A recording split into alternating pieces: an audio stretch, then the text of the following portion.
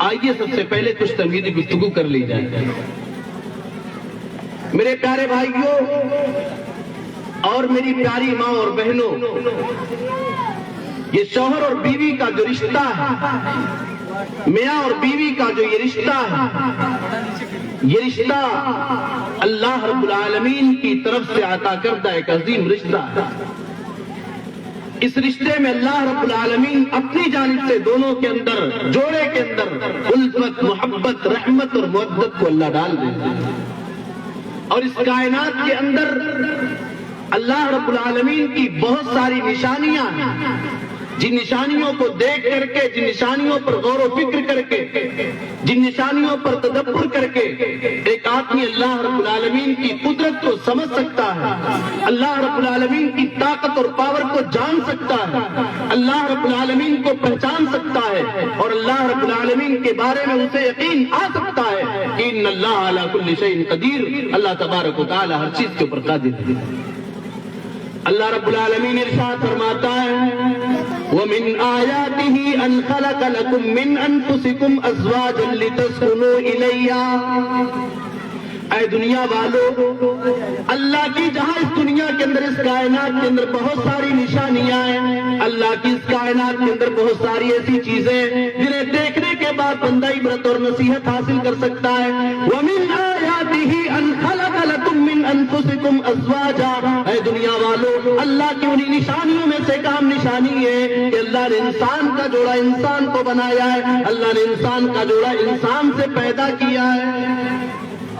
وَجَعَلَ بَيْنَكُمْ مَوَدَّةً وَرَحْمَةً، اور اللہ تبارک و تعالیٰ نے اس جوڑے کے اندر الفت اور محبت کو ڈال دیا ہے، اللہ نے اس جوڑے کے اندر رحمت کو ڈال دیا ہے۔ میرے پیارے بھائیوں، میری پیاری ماں بہنوں، ذرا غور کرو، نکاح ہوا، شادی ہوئی، لڑکے نے قبول کیا، لڑکی نے قبول کیا، قاری صاحب نے، مولوی صاحب نے اور قاضی صاحب نے نکاح پڑھا دیا ہے۔ اب دونوں رشتے میں بن چکے، دونوں ایک دوسرے کا شوہر اور ایک دوسرے کی بیوی بن چکے، دونوں میاں بیوی کہے جانے لگے۔ اللہ تبارک و تعالیٰ نے اس جوڑے کے اندر اپنی رحمت کو ڈال دیا ہے، لڑکا کہیں اور کا رہنے والا، لڑکی کہیں اور کی رہنے والی، بسا اوقات لڑکا کسی دوسرے ضلع کا رہنے والا اور لڑکی کسی دوسرے ضلع کی رہنے والی، لیکن صرف نکاح کی وجہ سے اللہ نے ان کے درمیان محبت کو ڈال دیا ہے۔ 4 دنوں کے بعد، 1 ہفتے بعد، 10 دن کے بعد جب وہ بیوی اپنے میکے جاتی ہے، جب وہ بیوی اپنے ماں باپ کے گھر پہ جاتی ہے، یا وہ شوہر اپنی بیوی سے دور جاتا ہے، اس بیوی کی آنکھ میں آنسو آ جایا کرتے ہیں، وہ بیوی رویا کرتی ہے، وہ اپنے آنکھ سے آنسو بہایا کرتی ہے، اور اس کی آنکھ سے نکلنے والے آنسو یہ بناوٹی آنسو نہیں ہوتے۔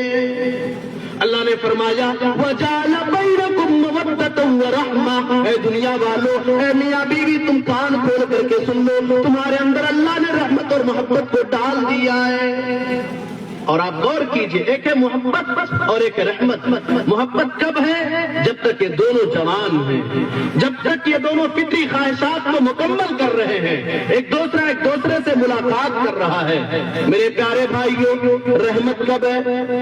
علماء نے لکھا ہے شوہر بیچارہ 70 سال کا، 80 سال کا ہو چکا ہے، بیوی بھی 70-80 سال کی ہو چکی ہے، اس کے جسم کے اعضاء کمزور ہو چکے ہیں، فطری خواہشات اس کے نفس کے اندر بھڑکتے نہیں ہیں، وہ فطری خواہشات کو پورا کرنے پر قادر نہیں ہے، لیکن ایک بوڑھا کو اپنی بڑھیا کے بغیر قرار نہیں ہے۔ اگر بوڑھا اس دنیا سے چلا جاتا ہے، اس بڑھیا کی زندگی بلیک اینڈ وائٹ ہو جاتی ہے، اس بڑھیا کی زندگی کا چین و سکون چھن جایا کرتا ہے۔ اگر بڑھیا اس دنیا سے پہلے چلی جاتی ہے، وہ پورا پریشان ہو جایا کرتا ہے، دنیا کی ساری رنگینیاں، دنیا کی ساری نعمتوں سے تو فائدہ اٹھاتا ہے، لیکن وہ بوڑھا جو اپنے گھر پہ جاتا ہے، وہ اپنی بیوی کو نہیں پاتا ہے، وہ اپنی بڑھیا کو نہیں پاتا ہے، وہ غم کے آنسو اپنی آنکھوں سے نکال دیتا ہے، وہ خون کے آنسو رویا کرتا ہے، وہ اپنی بڑھیا کی کمی کو محسوس کیا کرتا ہے۔ کل تک جب وہ بڑھیا زندہ تھی، یہ بوڑھا اپنے دل کی بات اپنی بڑھیا سے بتا دیا کرتا تھا، اپنی تکلیف کو اپنی بڑھیا سے بیان کر دیا کرتا تھا۔ یا بڑھیا آج زندہ ہے، اس کا شوہر کل تک دنیا کے اندر زندہ تھا، وہ بڑھیا اپنی تکلیف کو اپنے شوہر سے شیئر کر دیا کرتی تھی۔ آج وہ دونوں بچھڑ چکے ہیں، آج بوڑھیا شوہر کے بغیر پریشان ہے یا بوڑھا شوہر بیوی کے بغیر دنیا میں پریشان ہے. میرے پیارے بھائیوں، اور آپ سنیے اس آیت پر آپ غور کریں، اللہ نے کیا فرمایا. ایک بار پھر سے میں ریپیٹ کر رہا ہوں. وَمِنْ آيَاتِهِ أَنْ خَلَقَ لَكُم مِّنْ أَنفُسِكُمْ أَزْوَاجًا لِتَسْكُنُوا إِلَيْهَا. اللہ نے انسان کا جوڑا انسان کے نفس سے اسی لیے پیدا کیا ہے میاں اور بیوی دونوں آپس میں مل کر کے سکون حاصل کریں، قلبی سکون ہو، بدنی سکون ہو، مائنڈلی اور مینٹلی انسان اپنے آپ کو فریش محسوس کرنے والا بن جائے. میرے پیارے بھائیوں، میاں اور بیوی کے ملاقات کے ذریعے جو سکون اور جو اطمینان اور راحت ملنے والی چیز ہوا کرتی ہے وہ ہوٹل کی رنگلیوں میں بوائے فرینڈ اور گرل فرینڈ جو مل کر کے آپس میں کرتے وہاں وہ سکون انہیں ملنے والا نہیں ہے. وہ زنا کے ذریعے سکون ملنے والا نہیں ہے، وہ بدکاری کے ذریعے سکون ملنے والا نہیں ہے. اس میں سکون اس لیے ہے کہ یہ سکون اللہ تبارک و تعالیٰ نے ڈال دیا ہے. میرے پیارے بھائیوں، آپ آگے بڑھیے.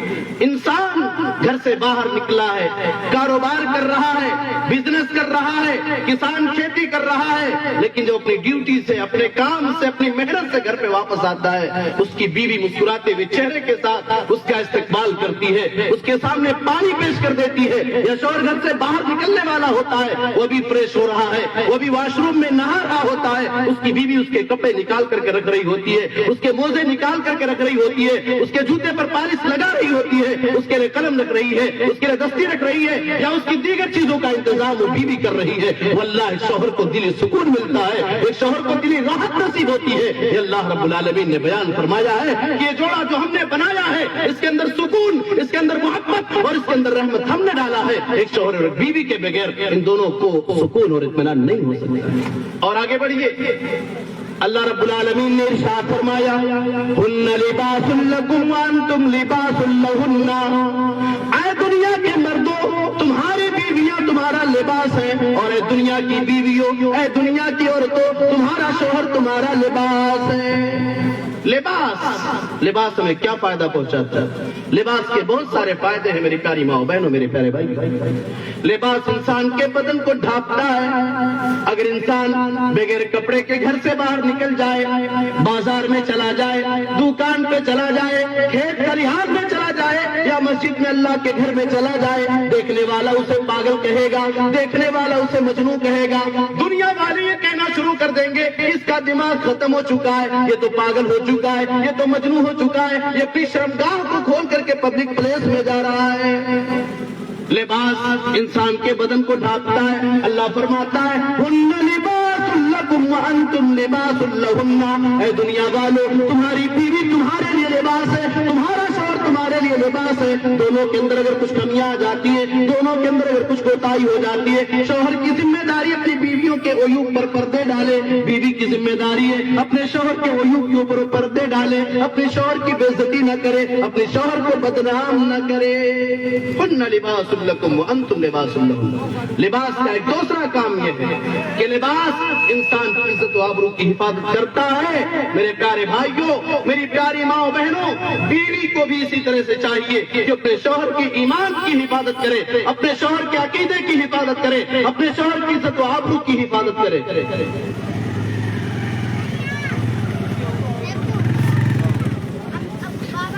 اپنے شوہر کی عزت و آبرو کی حفاظت بیوی کی ذمہ داری ہے.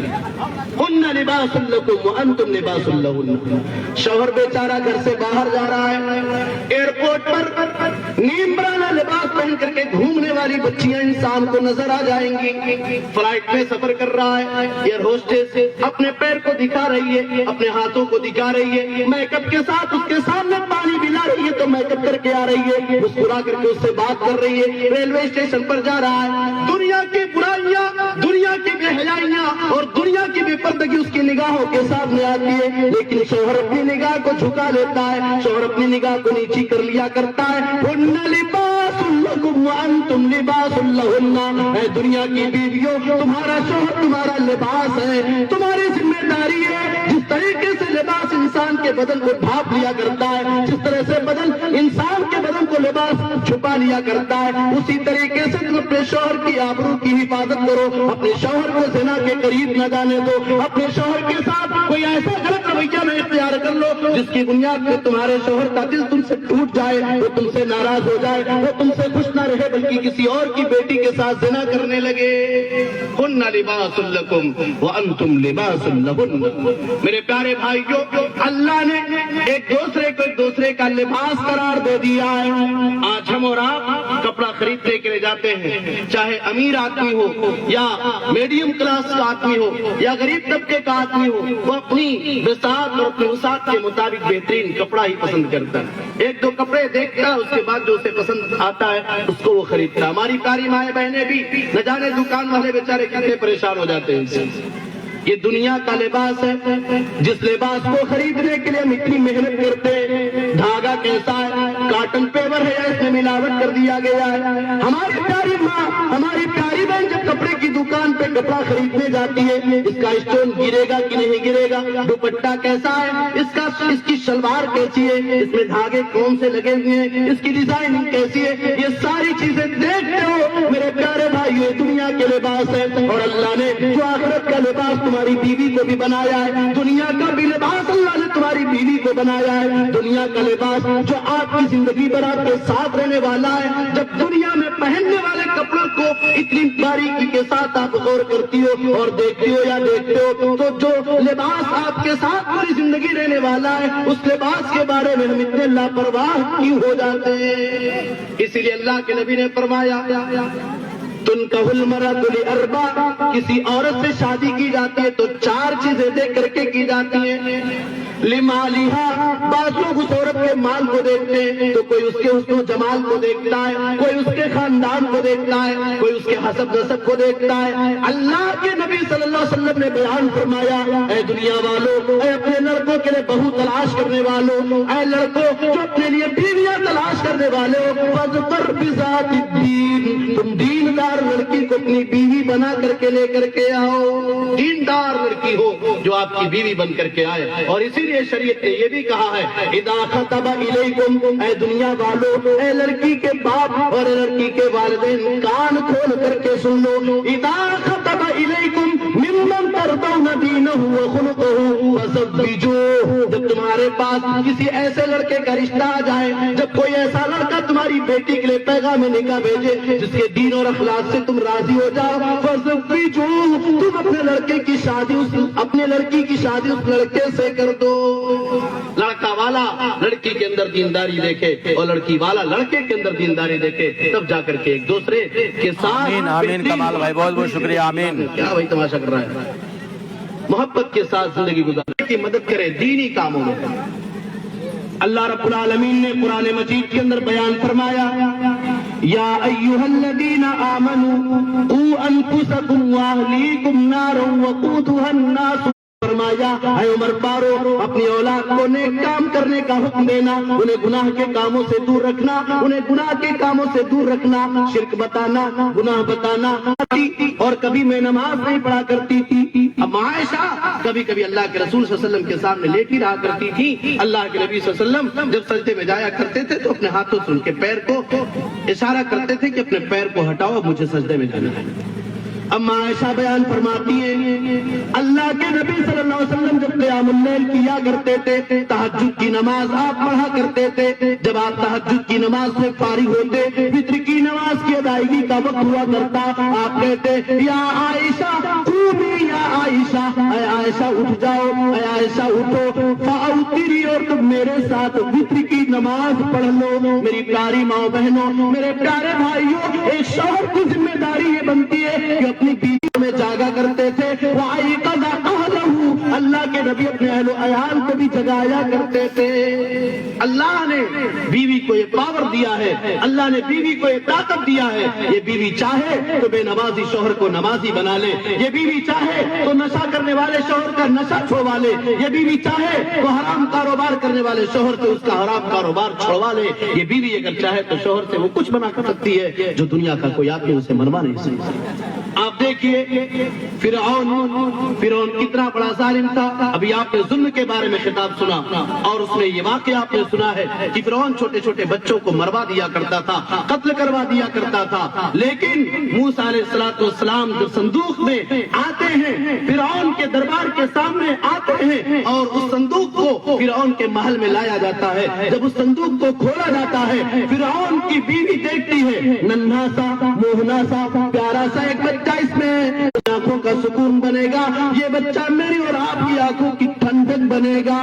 فرعون جو دنیا میں چھوٹے چھوٹے بچوں کو وہاں مروا دیا کرتا تھا جہاں اس کی سلطنت چل رہی تھی, جہاں اس کی بادشاہت چل رہی تھی, بیوی نے جب کہا اس چھوٹے سے بچے کو نہ مارو, فرعون نے مارنا بند کر دیا. فرعون نے اس چھوٹے بچے کو باقی رکھا, قتل نہیں کیا.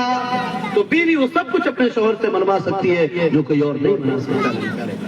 تو پہلا کام ہمیں یہ کرنا ہے, ایک دوسرے کے اوپر حق یہ ہے کہ دین کے کاموں میں